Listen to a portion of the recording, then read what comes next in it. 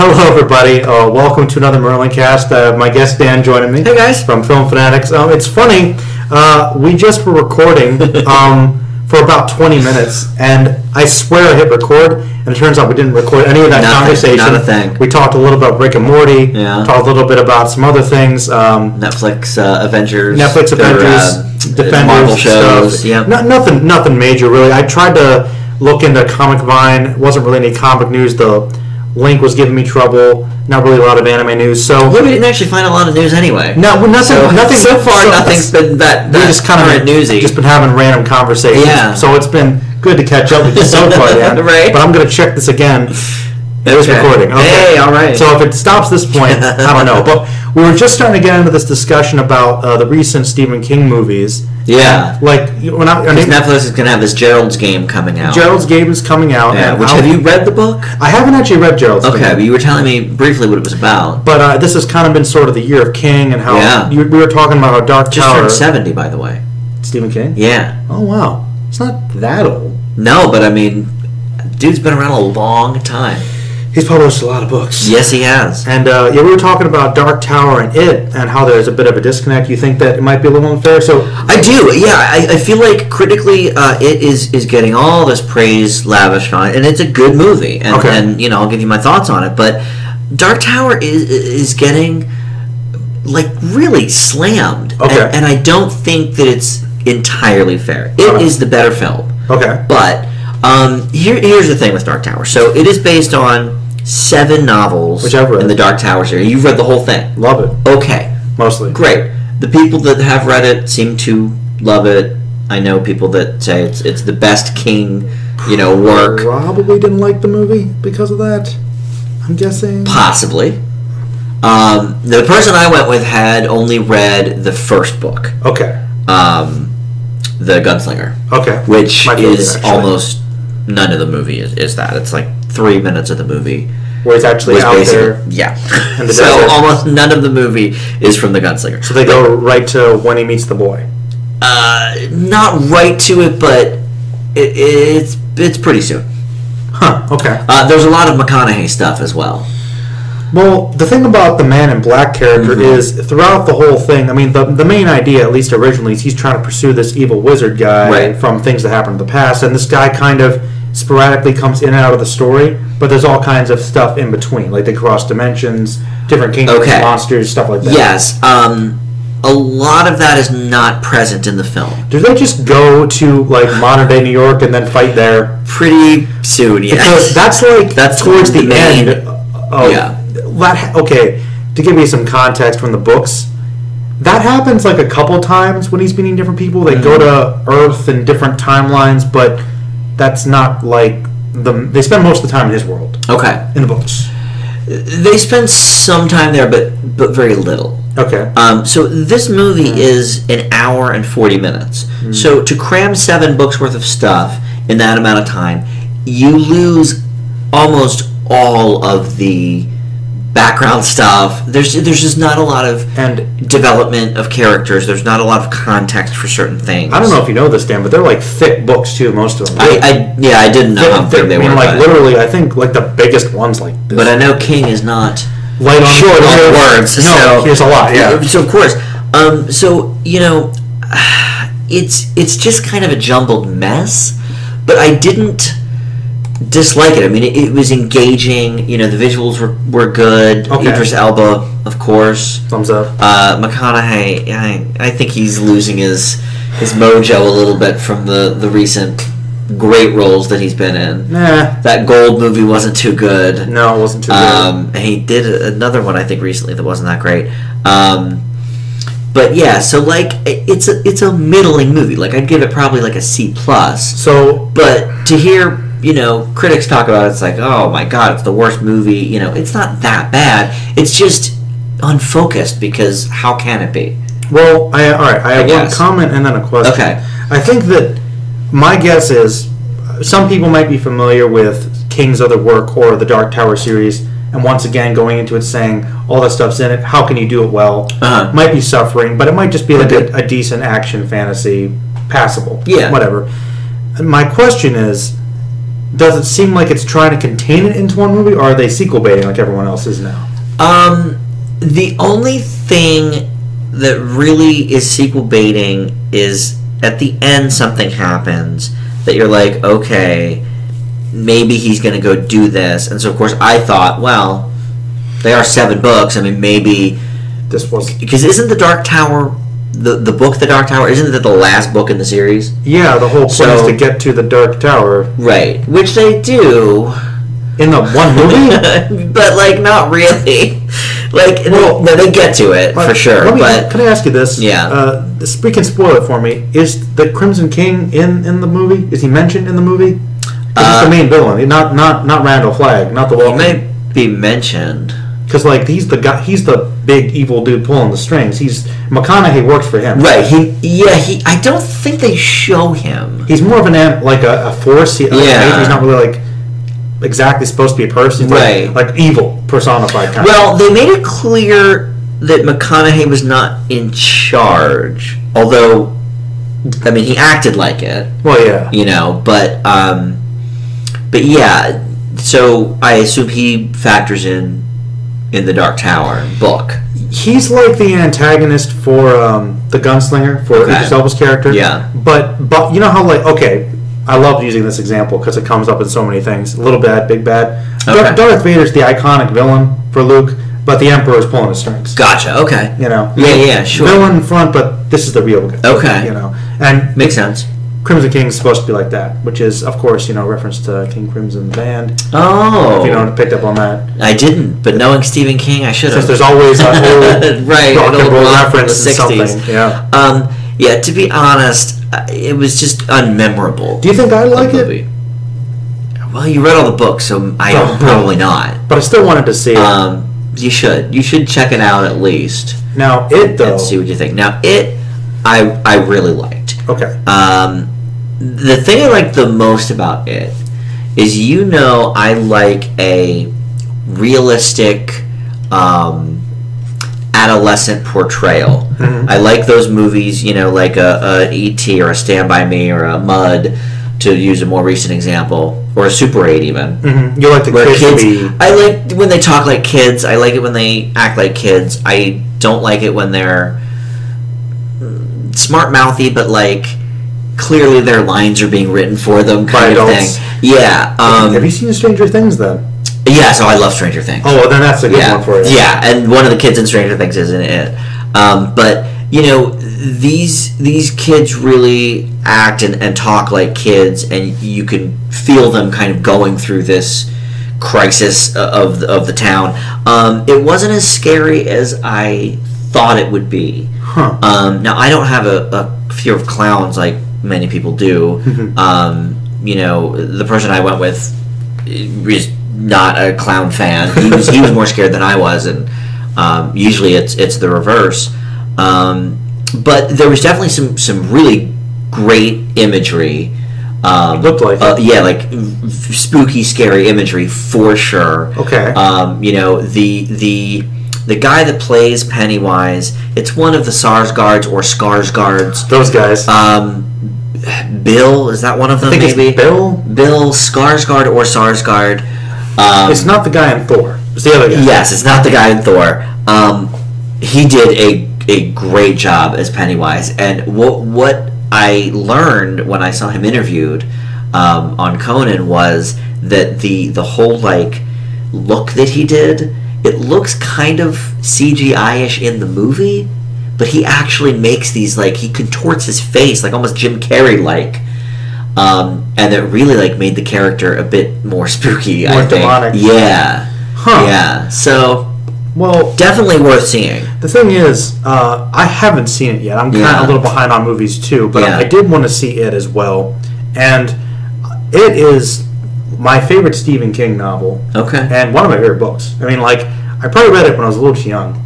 It terrified me. Yeah. It's a scary book to me. It disturbed me. Like, it opens up with a guy committing suicide. Okay. Basically, like, just with blood all over the bathroom. Jeez. Yeah, like, that's like the first, like, opening scene in the book. Yeah. So, they had the TV movie with Tim Curry. Right. Which is kind of like, I feel like it has, like, this cult status, but Tim Curry's like the only thing that's kind of good about it. Is that right? Like even I think he's more campy. Okay. But it's memorable. But this one, I think like that genuine terror and dread. Now, it sounds to me though that maybe it wasn't that effective because I know you kind of get scared of horror movies sometimes. If you didn't really find it that scary. Well, it's not that I didn't find it that scary. I just when you hear how scary the book is, and like I saw it maybe at the end of its second week. So I mean, it did a lot of box office. So there was a lot of people, oh my god, it's so terrifying, and and again, like clowns don't necessarily do it for me. Like say, like for example, another recent horror movie was the second Annabelle movie, which actually was a little better. It was better than the first one. I thought the first one was terrible. The first one was not good. But the demonic doll and the possessed, stuff. You kind of laugh at it. No, you know me though. I like the possession stuff is like that's the stuff that maybe terrifies me more because of Paranormal Activity. Some of those movies I don't do well with. It's a frightening concept. Yeah. So here, I don't know. I'm not. The whole clown thing doesn't really get me. But the thing I liked about Pennywise though is he preys on everyone's fears, so he can transform into what you fear. Yes, and I think some of the scariest things in the movie were when he wasn't being the clown, when he was doing certain other things. But then they had this like really spooky score. I think that was like, it definitely gave me some chills. I jumped a few times. So would you say it's more like kind of a creepy atmosphere rather than like terrifying? That's what I would say about it, yes. I guess that's acceptable. Yeah. So, did it work as a classic horror movie? I suppose so, by that criteria. The Exorcist, not The Exorcist, I never saw that. What's the other one? Poltergeist. No, the original Poltergeist, I love. I think it's a fantastic movie. Did it scare me necessarily? I don't really think so, not compared to some other movies. And I don't know if that's because it was from 35 years ago and the effects weren't as good. I don't know, but so I don't know, that's my take on it. All right, but better than Dark Tower. Better than Dark Tower, yes, but not as big of a difference. It's not as much of as wide of a difference as you might think. Okay, for sure. I'm going to go through some more news stuff here because that's kind of what we were doing at first. Let's do it. We were acting to I got cut off. Yeah, we got cut off about talking about the Spawn remake and nothing crucial. And I just thought this was interesting. Ridley Scott apparently thought Star Trek was an inspiration for coming back to Alien and Blade Runner, which I thought was I know Blade Runner's coming out soon. Yeah. We talked about it on Film Fanatics with Justin. It was one of his favorites, I think. Yeah. And I forget what cut we even watched. Was it the director's cut? I think it was the final cut. I think is the one he brought. You're right. Which final cut? I gotta rewatch it again though because Blade Runner is one of those ones that's so dense. I gotta watch it again fresh. I'd like to see it again before the new one. Yeah, I kind of want to talk a little bit about that. Just thinking about upcoming for it. Do you see Alien Covenant? You saw it. Yeah. I think we talked about that, didn't we? Yeah. Yeah. I liked it a little more than you did. But yeah, I think it's been getting some good marks already so far, Ron. Yeah. So that's good, I guess. I think a lot of people are pretty disappointed by Alien Covenant, and Ridley Scott's been very all over the place with his filmography in terms of recently. success. Although he had The Martian, which everyone universally mostly liked. Yeah, no, that's true. That's true. I think he's a director that's very hit or miss. I get the four before The Martian were all terrible. Yeah, I forget. There's a list with the Robin Hood. Prometheus was okay, but that Robin Hood wasn't good. That I hate The Counselor. Oh God, that The Counselor. Awful. I still want to watch the movie. No, I don't want to ever watch it again. But the great Cameron Diaz has sex with a car. It wasn't good. It was terrible. And then I forgot he did that Robin Hood remake too, which was very blah. But I'm just curious to see Star Trek franchise of this. Okay, so that's right. He's just saying, I guess, the resurgence of Star Trek into pop culture is kind of getting him back into science fiction. Okay. Which, he's best known, obviously, for Alien and Blade Runner. Right. So they got two very good movies. I almost wonder if he should stay away from them, though. Because I don't know. Because he came back. Prometheus was kind of mixed for people. Right. Covenant was not. It was kind of mixed. Yeah, it was pretty mixed. I thought some things about it were good, but Blade Runner is not like a film that I'm like as crazy about as Alien. Right. But I mean, if he's going back to it, many people are though. No, many people are big fans. Yeah. For the noir stuff, it's like the effects were very good. I think it's definitely a good movie. Definitely one to rewatch and think about. Yeah. But I've never been quite as big a fan as I am of Alien. Okay. But similar. But that does bring me to another discussion I did want to have with you. Okay. You're a big TV guy. Yeah, love it. And there's kind of this Star Trek show, Star Trek Discovery, has come back. Talked about it a little bit. Haven't gotten around to watching it. But I've heard a lot of mixed things about that too. Okay. And I wanted to get your opinion on what your thoughts are regarding that and the whole CBS All Access thing. Because I get why they're doing it. I'm with you. But I'm pretty sure a lot of the backlash, which might be going against the show already because it's Star Trek and things, that, I don't know, is that helping or hindering? How do you feel about it? Okay, here's my issue with CBS All Access. F them. Like I really That's pretty much what everyone says. I'm actually quite passionate about it, and I'll tell you why. Please tell me. Because I got rid of cable 3 or 4 years ago. I know. Now I do have like the standard channel, so I guess I do have CBS on my TV, but I never watch TV because I watch Netflix, I watch Hulu, and I have Amazon DVDs and everything, and Amazon Prime I do have. So CBS is the only major network that does not distribute their shows to either Hulu or Netflix. Weird move.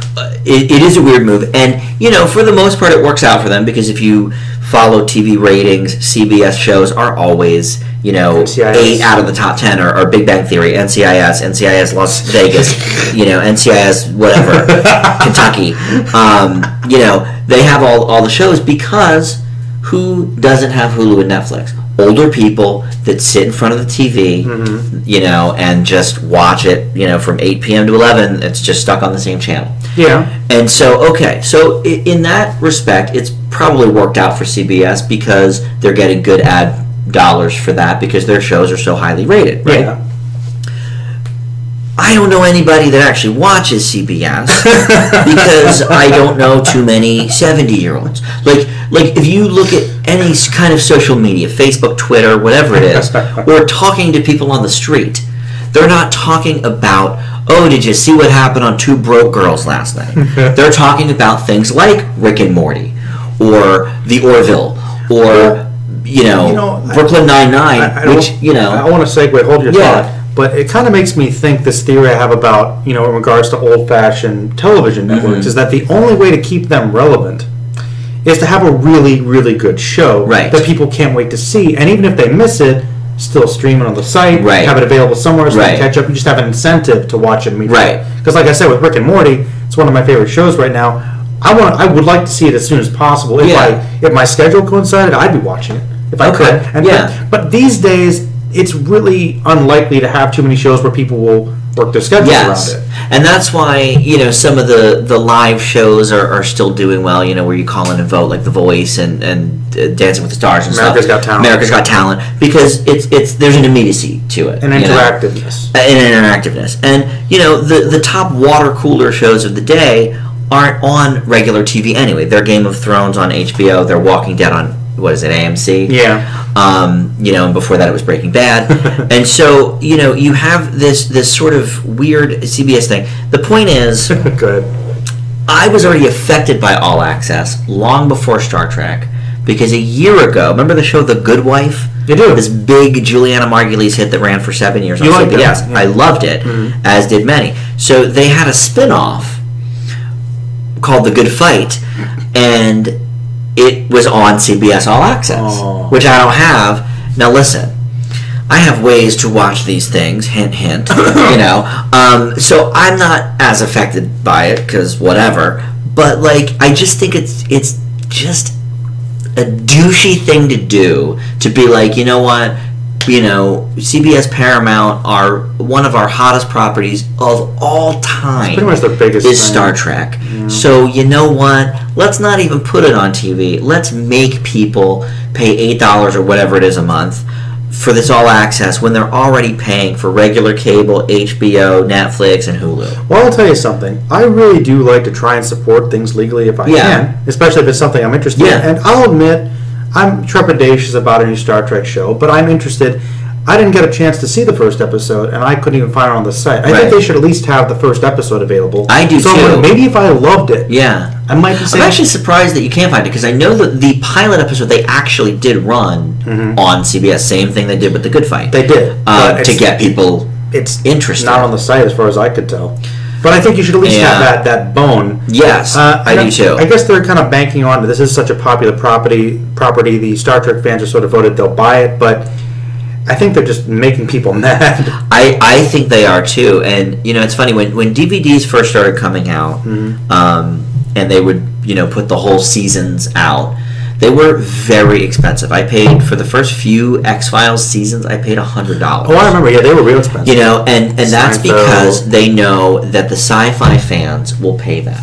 So a lot of the original DVD seasons were Buffy, X-Files, Star Trek, Stargate, all that kind of stuff, because they knew people would hand down their money for it. If they got big enough fan bases, they devoted. Why is that always sci-fi? And I guess because I think sci-fi as a genre was neglected for so long. You think about it, and we've talked about this kind of when we did the Boldly Going shows for Star Trek. In the 60s, you had a handful. You had like Outer Limits and Twilight Zone and Star Trek. And then for like 20 years, there was nothing. And the Next Generation kind of kicked everything back in. And then they had the 80s Twilight Zone again, which I guess predated Next Gen by a couple of years. But then there was that resurgence. And so, a lot of people, and Doctor Who as well. I mean, Doctor Who was always like out there. Hard to find, but it didn't get really big until, 10 years ago. So I think it's an underserved market. So when they have something that's good, that they like, they'll pay for it. They'll shell out the money. But I think with so many things now and so many avenues to get it, I think it's a slap in the face to fans for CBS and Paramount to do that. That's why I don't like it. I agree. Yeah, and I do want to watch it at some point.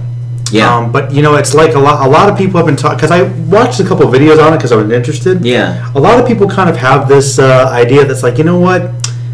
We have like so many seasons of Star Trek to enjoy. We could just rewatch them before we watch. Why not? Like, in all honesty, I've heard mixed things about this. I say before you pay for CBS All Access, watch more Next Gen or DS9 or something. I probably should. Or even the old series. I probably should. Heck, you know what? Watch more Voyager. Whatever. You're right. That was a new one too. As a quick aside, Disney is taking all their movies off of Netflix in like a year or something when their contract is up, because they are also starting a Disney, and then that people will pay for. Yes, because Disney is kind of universal. Is universal. Everybody loves it, and they're having another Disney Renaissance, the third or fourth one, with all these live action adaptations. So it's like, why not? No, that's true. Well, it's one of the few things. Everyone loves Disney pretty much all the time. Yeah, and it's one thing interesting about Netflix. I noticed that they did make more of their animated movies available, like some of the ones I like Hercules, a lot of the 90s ones, Hunchback, but the really big ones like Lion King, Aladdin, nope. The Disney Vault movies, no way. They'll never do that. The biggies, no. The biggies, yes. Although, it is pretty awesome of them to put their most recent stuff on Netflix. Like Beauty and the Beast is already on Netflix. Like the new one, not the classic Vault version. But so that is pretty cool. I have to say that. But yeah, so they're going to start their own too. But you know what? Those are older films that have been available. You can get them. Yes, so you've had on some. Everyone has it on a VHS somewhere, or their amp does. So those are worth a lot, by the way. Some of them are. Actually, and I'm glad some of them weren't thrown away. Yeah. Disney and Universal teamed up to make an Unbreakable sequel. So I didn't know that's okay. They were teaming up to do the next one. Well, I suppose that makes sense, because I think his older movies were under the Miramax umbrella, possibly, which Disney owns. Let's see if that's what it says. Oh, it's begun filming. Sweet. Okay. Remember, we liked that one. Yeah, I was very happy about the Unbreakable crossover. James McAvoy. Okay. It was Universal. It was under Touchstone. Okay, I thought it was Miramax, but yeah. So his original few movies were under that banner. Okay. That makes sense. Yeah, I didn't realize how Buena Vista kind of really has made a lot of movies under that, kind of hidden from the Disney name. Yes, yeah, because you had under that all the Touchstone stuff. Like Pretty Woman's a Disney movie, technically.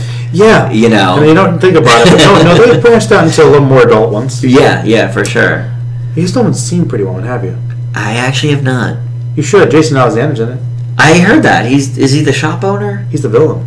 Oh. Actually, he's like the agent or lawyer. I do like Jason Alexander as well. Yeah, for some reason, like, the last, like, few years, I've been getting, like, my gay card punches. Like, I never saw Dirty Dancing until, like, 2 years ago. Well, I haven't seen Dirty Dancing either. Okay. You're not gay, though. Like, but there's, like, the essential, like, gay movie. I feel like Pretty Woman's kind of in that category. Please make this as a side. Just in Dan's opinion, what would you say the essential gay movies are? I'm curious. I mean, Dirty Dancing's definitely up there. Dirty Dancing. Hairspray, for sure, and I've seen that. Both, right?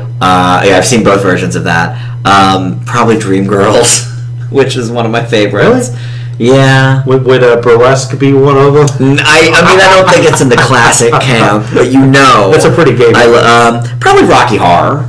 Rocky Horror? Yeah. Rocky Horror, that for is, sure. But that's just a good movie. I don't know if it's a good movie. Oh, come on. I don't know if Rocky Horror? It's not that I don't like it, it's just... It's enjoyable because it's a camp movie. It's not a good movie. Oh, man. I think it's pretty good. It's intentionally campy, though. You don't like Rocky Horror it's true. that much. It's true. That's right. You don't like Rocky Horror that much. I just think it's a little too campy for its own good sometimes. Man. That's probably a good gay primer, though. Like a Birdcage. Okay. Possibly. Birdcage is a good one. Would be up there. Yeah. Huh. Okay. Pretty Woman sounds about right, though, right? As the gay. As one of the essentials. I don't know. I never really heard that. I just thought it was a good romance. Like, and I'm not super into romances, but I like that one. Yeah. Yeah, but then again, I don't know. That's a weird one. Tom Petty's not dead. Tom Petty is not dead. Although, I mean, you know, by the hour, it's like changing. We thought he was, and then he's not, apparently. Well, I hope he sticks around. I mean, he did have... We know that he had cardiac arrest on Sunday, and, many things were happening with that. Jamie Lee Curtis is coming back for new Halloween. I had heard that. I love Jamie Lee Curtis. I do, too. I have not seen your favorite. I was going to bring it up. Do you remember what it was? True Lies. Yeah, of course I know what it is. Oh, no, that might be my favorite James Cameron movie. Is that right? Yeah, I think so. Titanic for me. I know. Classic gay film. I think that one goes on the list. But everyone loves Titanic, of course. Except for the people that don't. There are a few out there. There are, and I just don't want to think about that. But Jamie Lee Curtis. I heard that, and that's great. I love that she is and has embraced her roots. She did that Scream Queen series, for 2 years, and she was, I believe, in Halloween H2O as well, right? Correct. So, I love that when people go back and sort of embrace it. I kind of like how Johnny Depp did the cameo in 21 Jump Street. Yeah, that's cool. I mean, like, not to be afraid. Like, this is I got my start here. Yeah.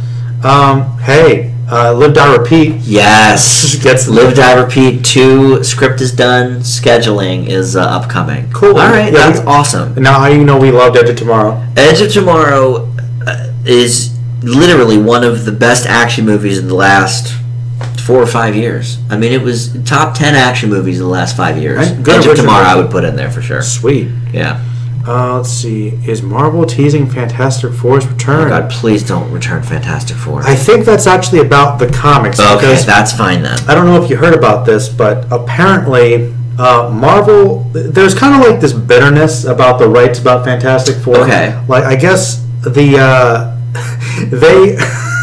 cut off the comics from, who is it, Fox that has it? Yeah. Well, okay, well, as you know, Fantastic Four has kind of had this troubled history of making good movies. Yeah. And so apparently, that for some reason they won't give away the rights. They want to keep them.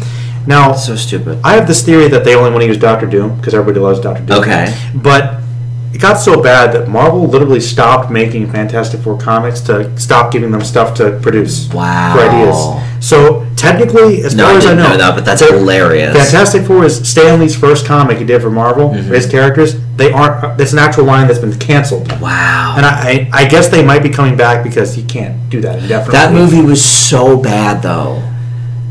pretty bad. It was bad. Remember, I ended up giving it an F. It was a D for a while, and then the more I thought about it, I was just like, there literally wasn't one good thing about it. I forget if I failed. Did I fail it? I might have failed it. I think you failed it outright. I think you failed it originally. Because it was on the show I gave it a D, but then when we did the year end, I was like, nah, it's an F. So boring. Yeah, it was terrible. Oh yeah, in comics, Catwoman said yes to Batman's proposal, or nice, or said no, or something. Okay. That's been out for a while though. Yeah, I have something to tell you about Catwoman. Oh yeah, wait! Oh, Riverdale season 2 coming out. Oh, very exciting. Just trying to see Riverdale. If there's anything else we can talk about before diving. No, that's the end of the page. So we can go into whatever we want to talk about, since that's news. Okay, basically. So, speaking of the Catwoman thing, so there was an article last week that came out. Okay. That was the 6 Tim Burton movies that almost happened. Okay, and so we've talked and seen many of the Burton films. It's true. Scissorhands, Ed Wood, Big Eye. The big Eye. Listen, that was a good movie. I liked it. And then he's had a bunch of stinkers as well. Yeah. I didn't like Miss Peregrine all that much, for example. But so this list came out, and I just thought it would be interesting to kind of imagine the world where these Tim Burton movies existed. Getting in my imaginary space. Yeah, get it on. Okay. So some of them actually turned out to be real movies, and then some were just sort of ideas that got scrapped. Tell me. But one was a Catwoman spin-off of Batman Returns. With Michelle Pfeiffer? That Burton would direct. Personally, now you introduced me to Batman Returns. Well, that's like my favorite. It's your favorite. I got you the trading cards for your birthday one year. I do have, yeah. That was, because I know it's your favorite. That was pretty awesome. like I'll have to show him sometime. But yeah, he got me these. He was at the shore, and he got me these little trading card things, and it was cool because they had an image, and then it had like an image behind the scenes of Burton like directing, and then like a little blurb about what was going on. I'm like, that was pretty cool, man. Yeah, thank you. It was a good gift. The Batman Returns trading cards. I saw them and I'm like, Joe's got to have a birthday coming up. That's sweet. That was good, man. So it was going to be, Michelle Pfeiffer's Catwoman. I loved her Catwoman. I thought it was great. I mean, Batman Returns, I think you like it. It might be better than 89 Batman, which I also like a lot. Keaton's my favorite Batman. You know this. Most people, I feel like it's really weird because there's a lot of debate about what the best Batman movie is, surprisingly. Most people would say The Dark Knight or one of those. Batman 89, when you're comparing the Burton movies, I feel like that's the one that is... More people would say that's the better one. But I feel like I've run into more fans of Batman Returns, and they seem to be more passionate about it. Okay. And that makes sense. I mean, it could have some problems, but it's definitely a much more Burton-oriented movie. It is. Which, is it as Batman, but... I loved it a lot as a kid. Because the original did so well, they kind of let him take more of the reins, I guess, on the sequel, which, for me, it worked. It's a heavily artsy, atmospheric movie, but I think it's great for what it is. I think it's really good, special place for me. You think you might like it a little more? Did I push it on you too much? Well, okay, Batman Returns has one thing, for me personally, going against it. Okay. No Prince. That's the minor thing. Please. Come on. The Prince soundtrack of the first one is so good. Okay, it's good, but you have to admit, though, the gothic ambiance kind of really made Batman Returns the darker of the two movies. Oh, it's darker, for sure. Yeah. It's definitely darker. DeVito. I thought he was good as Penguin. Fantastic. Pee Wee Herman. As his dad. Cameo at the beginning. Dark, very dark, baby dark Herman. So I liked that. I think I probably prefer the first one. Okay. But I think probably Batman Returns is the better made film. I think my personal taste is the first one. Because it's a little more 80s It's campy. just a little more campy. It's a little more my style, I think. Okay. But I think Batman Returns is probably the better film. But you really was Catwoman your favorite aspect of it? Actually, I think she was. So you're thinking... I would have loved to have seen a Catwoman sequel. Well, personally, I mean, who knows? Because we know the way they went because Burton didn't want anything to do with it, I guess, after those ideas. And I always thought it was kind of funny that apparently Michael Keaton took one look at the script for Batman Forever and was like, if Burton's not involved, I'm not doing it. Is that right? That's what he did, apparently. Wow. But Good for him. Yeah, good for him. It's interesting because the idea for the Catwoman sequel was passed around, and the original concept for that did become the Halle Berry one. Because I sort of figured they took some elements and put it into that. That sucked, right? I didn't see it. Okay. Well, stylistically, you might not be able to tell, but the 4 Batman movies, the Burton and Schumacher ones, technically take place in the same universe, right? And so does that Catwoman.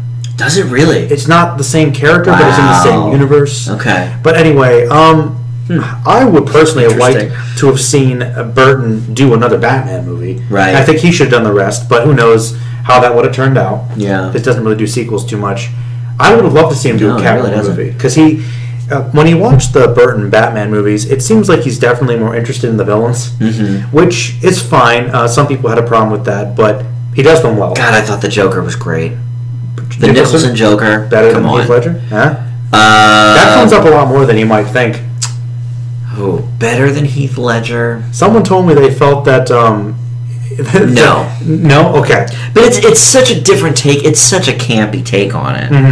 The Ledger Joker was obviously, super, super, dark, deranged as the character is written. I think they're both kind of the accurate. Nicholson was more like a cross between that and the Cesar Romero. 60s. Yes, the Cesar Romero version. Yeah, that's accurate, I think.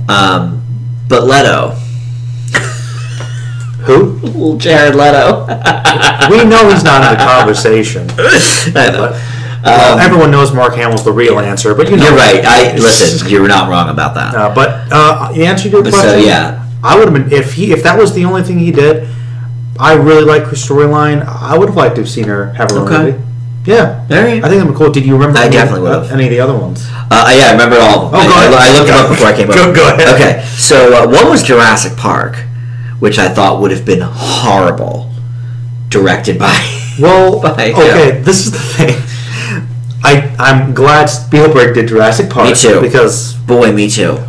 One of my favorites. What a movie! Freaking. I was about to call it Fantastic Park. The crossover. when the dinosaurs get too crazy to human torch them, sets fire to the park. Another good movie possibly. It's probably happened. They fought dinosaurs on the story. But no, I'm just picturing in my mind, I'm picturing in my mind Jurassic Park, but really gothy. With Johnny Depp as mad scientist instead guy of Goldblum or something with this pale skin and all this kooky stuff and all these weird colors, and I'm just picturing all these claymation dinosaurs. Yeah. Oh my god! And I'm thinking it definitely would not have been Jurassic Park in the same vein, but I think it might have been an interesting movie. But it would have been horrible. I don't know. It might have just been different. It would have been different for sure. Like a Beetlejuice-esque Jurassic Can you Park. imagine? Yes, I kind of am down for it. Also, though, think about this though. Speaking of scores to movies. Okay. Think about not hearing da da da da. The classic Jurassic Park and have it be some Danny Elfman, which I love Danny Elfman. In his Tim Burton movies, but it would just be so weird. This is the thing. You're right. I don't think it's kind of hard to disconnect that because Jurassic Park is just so iconic. Yeah. And you can't everything just seems to be set in the way it is, and you can't disassociate John Williams' score, which is fantastic. Right. But Danny Elfman's great. I'm just picturing a different movie. It would be completely different. That should. I feel like Jurassic Park by Spielberg should exist, but Burton should have done his own kind of weird, quirky, weird. Armageddon Deep Impact. Yes, yes. That's what you're saying. 94 should have had prehistoric jam or something. Okay, there you go. Whatever. Dino Time. No. Nobody gets that. That came out. That's a movie that doesn't exist. I failed that movie. Dino Time. Did I even watch Dino Time? Yeah, you watched it. It was bad. It was terrible. It was a cartoon. But anyway, so that was one of them. I'm down. Maybe you're right. Maybe in an alternate universe, but so you can pick and choose the one you like best. Well, in the alternate universe, but Steven Spielberg's version has to exist. Yes, but I want there to be. This can be our universe. Nothing else has changed. All the. Okay. But there's just this extra movie that's. That if that's the butterfly. I want the Lords of Time and everything. Okay. Just fix that one thing of all the things I could fix. Right, that's the one. Have a Burton Jurassic Park. Okay, so that was one. I'm down. Okay, I like him so far. So far, 1 for 1. I don't love the Jurassic Park. I'm down with the Catwoman. Okay. Okay, so third up, the Addams Family. Other than the ones that already exist, Burton was not attached to those. But in 2010, some studio, might have been Universal, bought the rights to Addams Family or whatever, and approached him about making a new, updated Addams Family. He said no? He said no. All right. My guess is around that time he would have been making Dark Shadows.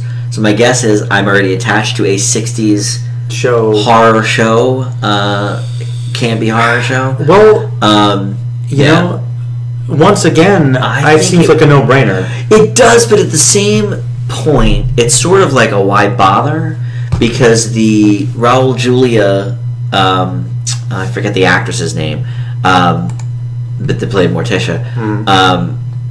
I think they're very Christopher Lloyd. I mean, that version already was Burton-y enough without being Burton, so I kind of feel like why bother? That's how I feel about that one. All right, it's kind of like, why remake another one too soon? They're iconic. Yeah, it's almost like, and I didn't see it, thank God, but it's getting, I think it's at 3% on Rotten Tomatoes. This new Flatliners.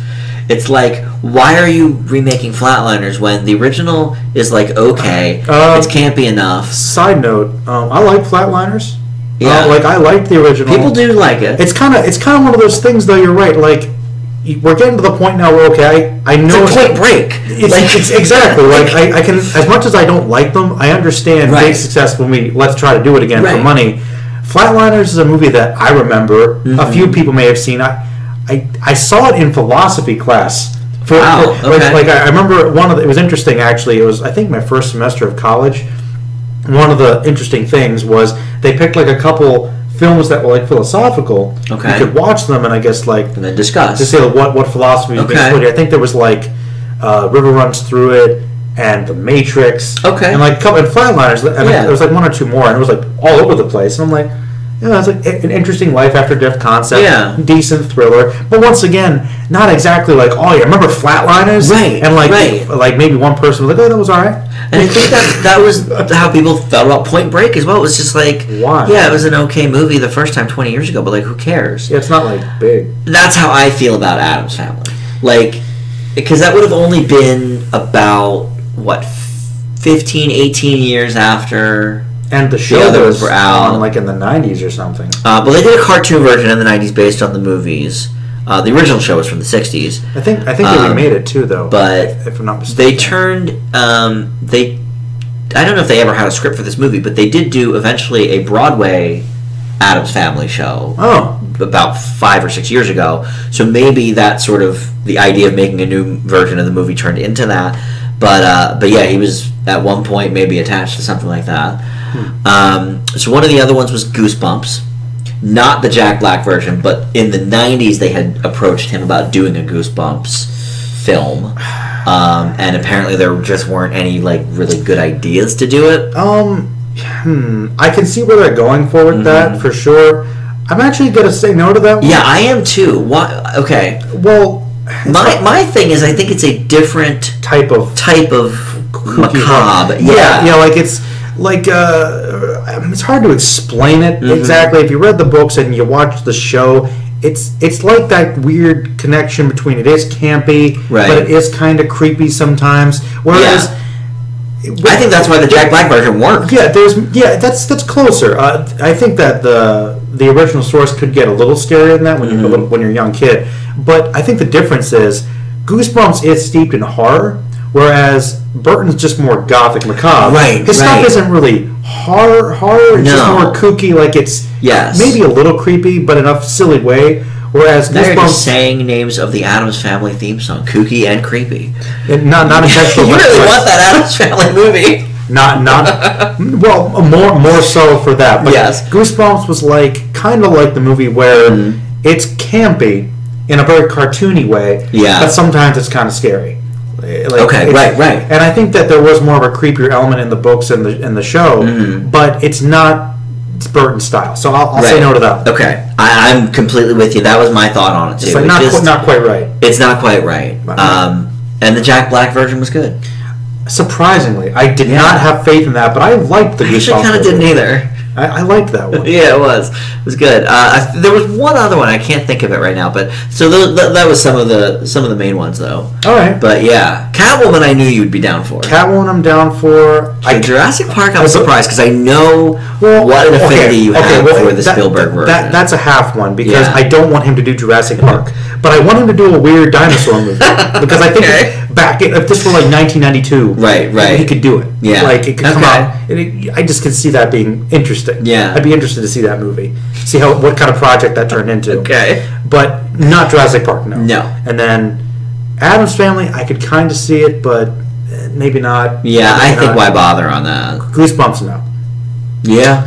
All right. Well, that was your discussion point. Yeah. We've been talking for about 45 minutes or so here. Is there anything else you'd like to talk about before we wrap up?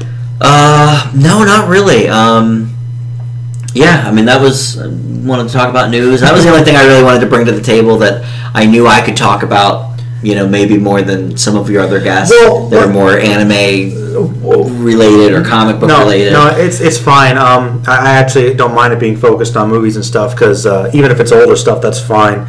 And to be fair, even as I said earlier, I feel like in the anime stuff, there isn't a whole lot of new stuff right now, and with comic, I gotta figure out what's up on the website. It's weird, but it's fine. I just like to kind of poke my nose and see what's going on, and then just talk about other stuff as we go. Yeah, but that's basically it. I guess I'll plug my channel quick. Yes, you've been kind of a hiatus. Soon. Yeah, on sort of a hiatus. Haven't been seeing as many brand new movies, so the channel may shift to more of a television-based kind of thing, and maybe the occasional movie here and there. And of course, you're always welcome to swing by as you did when I first put the channel up. But yeah, Dan reviews it. I think we'll start putting up some videos in the next couple of weeks here for sure. Yeah, now the new TV season has started. Definitely. He'll be talking about some new shows. I might pop by once in a while, but I'll put his link in the description there if you guys want to check it out. Yeah, please. It was for Film Fanatics originally. Now it's Dan Reviews It. Yep. And trying to get more videos out there. Let us know in the comments what you thought about those Burton movies or whatever, or anything else you want to talk about. CBS All Access. Oh, the anger. Star Trek. The anger I have for CBS. Did we actually talk about that? That was part of this. Did we record it? The not lost episode. I have mixed feelings. Because we talked for almost 20 minutes, and it was didn't work, but it's okay because it wasn't super essential. No, it wasn't super necessary. No, but it's good. Got a good vibe going. But anyway, as far as the official episode goes, we'll be ending here. But I'm going to say goodbye. Say goodbye to him. Yep. See you later. All right, everybody, and stay magical.